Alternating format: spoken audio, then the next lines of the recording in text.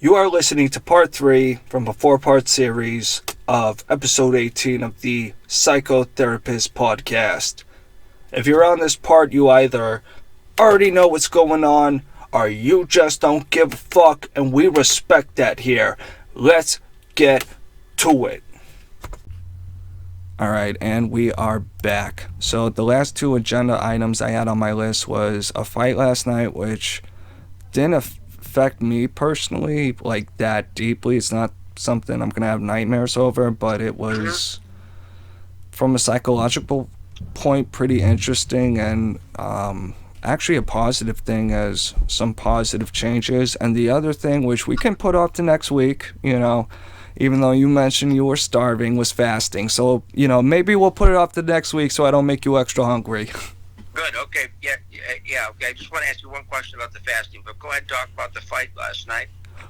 Well, just to do 30 seconds about the fasting, I'm thinking about, just really light lunch. Skipping lunch, okay. And I feel like I just have more energy and I'm not as weighted down. But it's a whole thing I'm going to have to experiment with and work with. But let's get to the fight. I agree with the fasting, but I'm just wondering where it's coming from.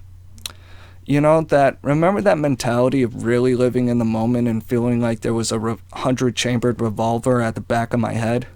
Yeah. I've been trying to recapture that, and it's been hard for whatever reason. But when I've, feel a little bit of the hunger, and I used to fast, in more, let's say, extreme manners, because I still have a solid breakfast and a solid dinner. So it's not like I'm starving myself or anything, but I feel like I just had more energy. I feel like actually kind of more mellow, and it's a balancing act because you don't want to have too few calories, because then you feel like you didn't have enough sleep and you slow down. So it's a happy medium I'm going to be working towards. So that will be something we can do next week. Definitely. Okay. All right, so this fight. So I get home at 6:30 after work because I'm in traffic, and it's a whole thing. And I get home and everyone had been drinking. Mm-hmm. I don't think Katha Daffy had, but she's scary enough sober. Yanni and Buka definitely had, and they were definitely not in the best mood. And I was trying to stay away from it before dinner, because I had a few minutes to myself before, because by the time I get back, it was coming up soon. So I'm out on the porch, and I got my big headphones on, just trying to block out the world, because I know they're screaming. It's a Friday, after work, and I can see, through the windows, their wine bottles or whatever. So I know they've been drinking. I can just hear their basic volume of voice. I can tell they've been drinking, in their tone and their nastiness and their screaming, but I try to put on my big headphones to cancel it all out and do me. I still hear screams through the headphones, and at one point I take them off because I'm like, am I going to have to fucking kill something? Like, is there an animal loose? What the fuck is going on? But whatever, it's dinner time. Hooray, I get to sit with these people now. Yeah. And so we're sitting around. They don't take a time out from what the whatever's going on to eat dinner quietly or whatever. I'm sorry, say again? They don't take time out and say, okay, this is quiet time, this is dinner time, quiet conversation. No, it's dinner time, but we're going to scream while we eat dinner. Okay, we're going to keep screaming.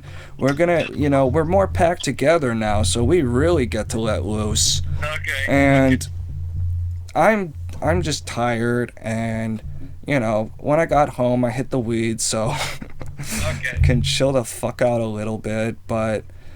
So you were mellow while they were revved up, basically? Yeah. And I had also been fasting, and that made, for whatever reason, I think made me a little more mellow. Oh, yeah, your blood sugar's off, everything, yeah.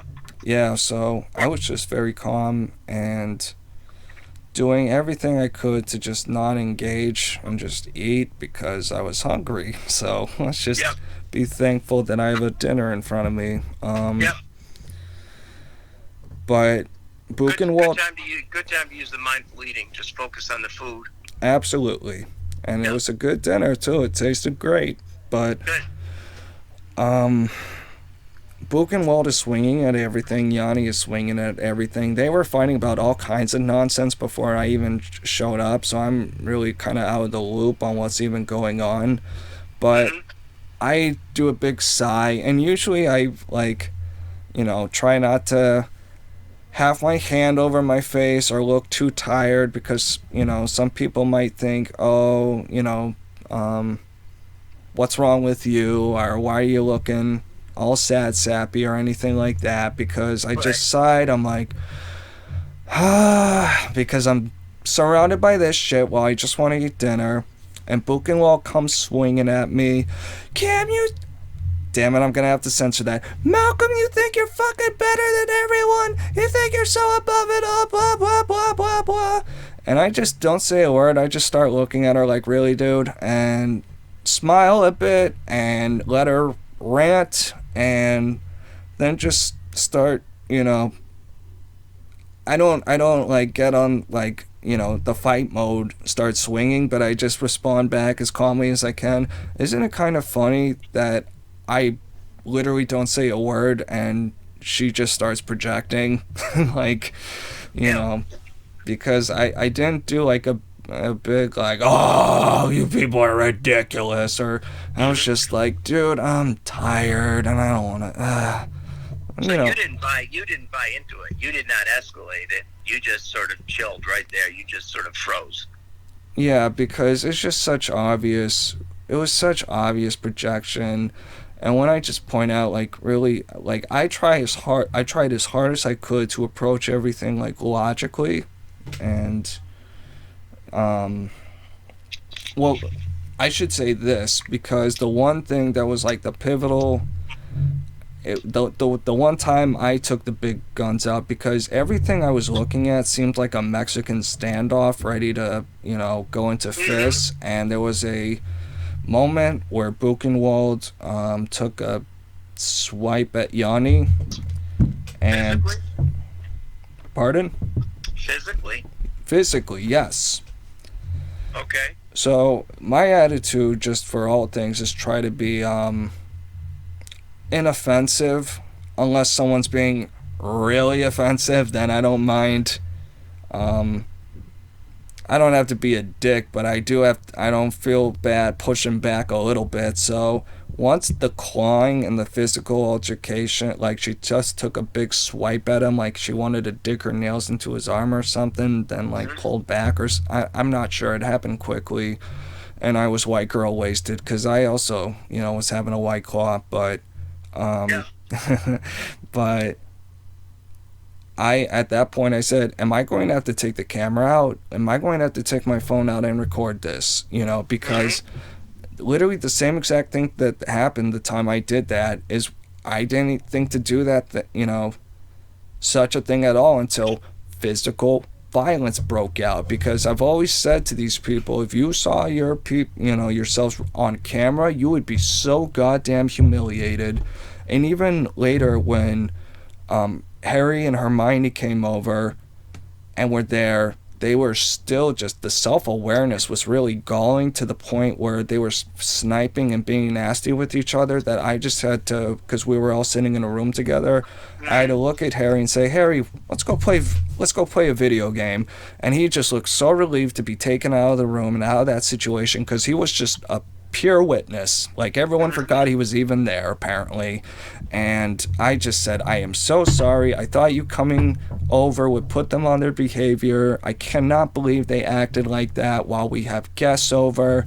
I don't have the specifics for you, but it was just nasty shit. So that's the kind of night it was. But to circle back to me at the actual dinner, I did everything I could to de-escalate and be fair and reasonable. And, when people told me to shut up, I just said, okay. And that's it, like, because if I had made my point, and I managed to turn everything around into a productive conversation, because it was, one of the early things that came up. Like I said before, Buchenwald was saying, don't go to law school. And I'm like, whoa, let's slow down here. Can you please let's talk that out before you just, Right. when it's like, excuse me, what's been going on the last few weeks? Mhm. And that took me for a turn, especially after being hit with the um, thing at work, which, that in combination at that moment, that's when I felt the most powerful reflex to just get the RV, bro. But, Mhm. but we talked about the parameters that I walked you through in the earlier segments about my plans and such, but it was really great that I managed to talk it down, and I did everything I could to just control the situation. So if someone dropped their fork and it made a loud noise and it interrupted Yanni mid-sentence and he forgot what he was saying, and you could tell for that split second he was just about ready to explode, I just finish his sentence for him and keep the conversation going before a little dumb accident becomes a whole thing, you know what I mean? Yep. So I was just doing my best to, and it worked out, like by the end of it, we were all using indoor voices for the most part. There were Mhm. no more threats or physical violence. And after, everyone had finished dinner, Buchenwald sat at the table with me and we just chatted for a few minutes, and it felt like a normal conversation. And then I went out into the porch after dinner, and a little bit later she came out and we talked for like 15, 20 minutes, and it felt like like I actually had a sibling that I could talk to, and it's very extremely rare for me to have that feeling with Buchenwald, but it happened, and I told her specifically because when she lashed out at me, she said, oh, you think you're so perfect, you think you're, so much better than me and so morally superior or whatever. And I told her at the end of that conversation, hey, Buchenwald, can I just say one last thing to you? I don't, I know I'll sometimes act it, Yeah. but I don't actually think I'm better than anyone, like, ever. I really Mhm. don't. I can be stubborn when I think right is right, but, I don't like I've never done some stupid, like I've never been in a situation in which me in my present state could just as easily as say, motherfucker, if I took out a camera and showed you what you looked like, you would want to kill yourself. Right. So we've all been there. We will all be there. It's just something we will all have to be on guard on. So stay in the moment and fight evil.